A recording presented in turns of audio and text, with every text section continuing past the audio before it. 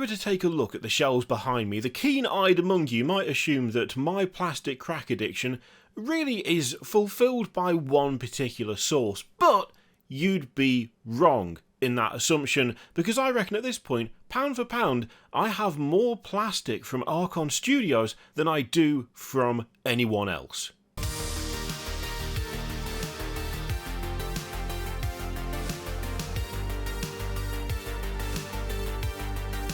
Before we get into this video is sponsored by Dungeons & Lasers 5 World of Deus Lair. We'll be hearing more from them later on, but you're probably thinking to yourself, well, okay, if you've got that much plastic from Arkon Studio as opposed to from the world's most famous sci-fi and fantasy wargaming company, you know who I'm talking about, where is it? Why is it not there?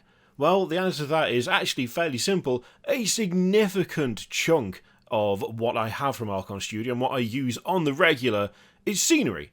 A lot of scenery. Quite a lot of scenery. In fact, there's more scenery I have yet to put together and paint. Dear Lord, if you ever want a D&D session that is fully furnished with every room imaginable from any setting that you can think of, whether it be a small cottage, a massive Tudor mansion, or some sort of castle, or an underground sewer, and anything in between. Also, Sacrificial Cthulhu-esque Temple, that's an important one. I love that set. Brilliant.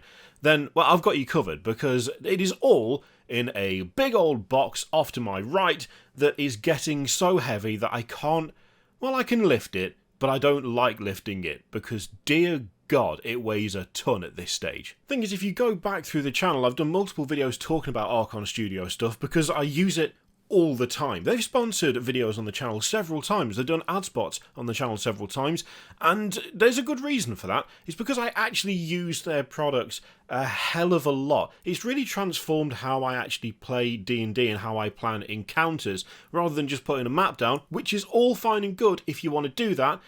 I've ended up building entire buildings or streets or city centres just because it helps with the immersion of just having a really nice battle map. The thing is, though, they don't just do the scenery side of things, and I've come to increasingly realise that whilst I do love the scenery, I'm starting to become really addicted to the actual miniatures they make as well, not least the dragons. At this point, I'm only missing one dragon. I am close to my quest of collecting every single dragon that Arkon Studio have, because I love them. But now that I'm finally digging into the stretch goals from Dungeons & Lasers Woodhaven and Dungeons & Lasers Encounters, I'm starting to properly fall in love with their actual miniatures as well, and I think for very good reason.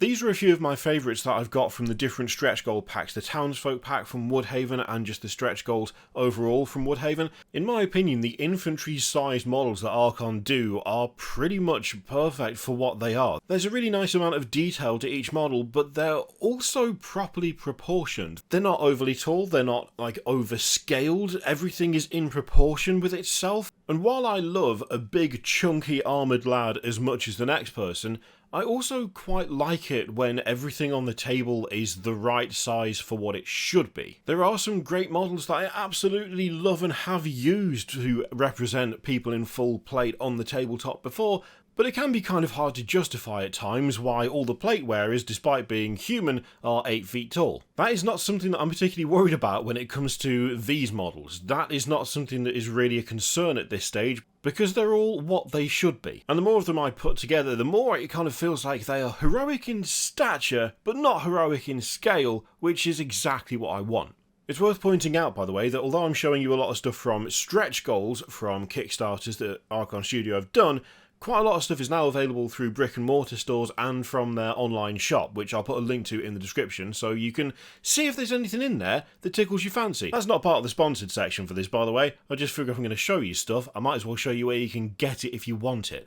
Otherwise, kind of pointless, isn't it? Something that I really like as well, by the way, is that they are not averse to going a bit creepy with things, as I'll show you after this. This video is sponsored by Dungeons & Lasers 5 World of Deus Lair. World of Deus Lair Kickstarter opens up on the 11th of April, and in it you can find 400 plus plastic miniatures, an entire 5th edition compatible World RPG campaign book, and bestiary on top, with over 50 entries describing creatures, over 150 encounter choices, and statistics for playable races, and if you are not a 5th edition player, it also contains system agnostic descriptions as well. Don't worry though, the books are not compulsory. If you go for the novice pledge and get the core set plus 1 add-on, you're looking at 99 models with 128 different bases to choose from 3 different factions, and that's before you choose an add-on to go on top of that core set. And included in that add-on selection are some of the models that you've seen in this video already. The World of Daylight Kickstarter starts on the 11th of April. There will be a link in the description and in the pinned comment, so make sure to go and check it out. Thank you very much to Dungeons and Lasers 5 for sponsoring the video. Let's get back to it. Now, if there's one thing that I can't stay away from when it comes to DMing campaigns or one-shots, it's horror. I just love doing horror stuff. Horror is my favourite thing to write, it's also my favourite thing to DM, so it's really nice to find some full-on freaks of nature, things like flesh golems that seem to have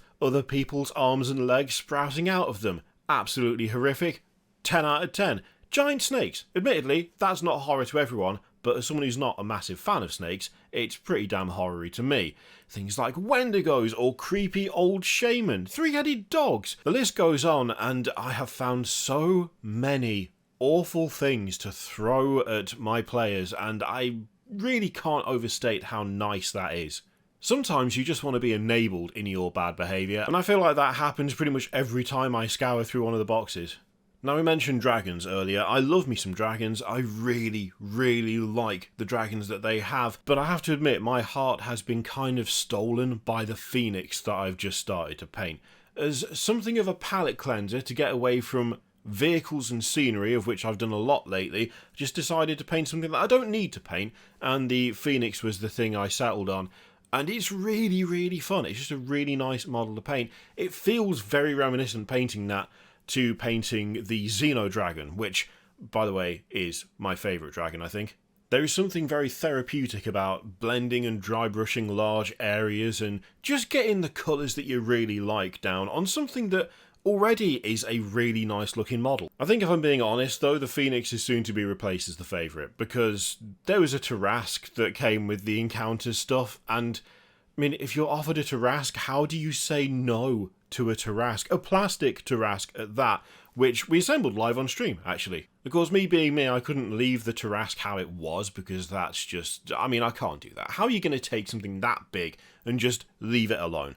I didn't want to do that. I wanted to do something silly with it, and I wanted to make it some sort of eldritch horror beast, so may have assembled it and then stuck a pair of wings on it. It might not necessarily fly. I'm thinking it might have like some sort of ability where it can just lift itself off the ground a bit and then do some sort of shockwave thing. I'm thinking more like vestigial wings, more like Cthulhu-esque wings, ones that wouldn't necessarily really help with moving around, but that just sort of hint at some kind of like eldritch origin of some kind. I'm also going to cover him in tentacles and grasping arms, because I can, and I think at this point we've established through many projects that if there's one thing I like making, it's some sort of horrific monstrosity. At this point, the number of kits that I need to assemble is heavily weighted, very heavily weighted towards Arkon Studio kits. The amount of scenery that I need to paint is very heavily weighted towards Arkon Studio, and that's just the fantasy side of stuff. That's just the stuff I use for D&D. That's not even touching on the various sci-fi kits I have from them,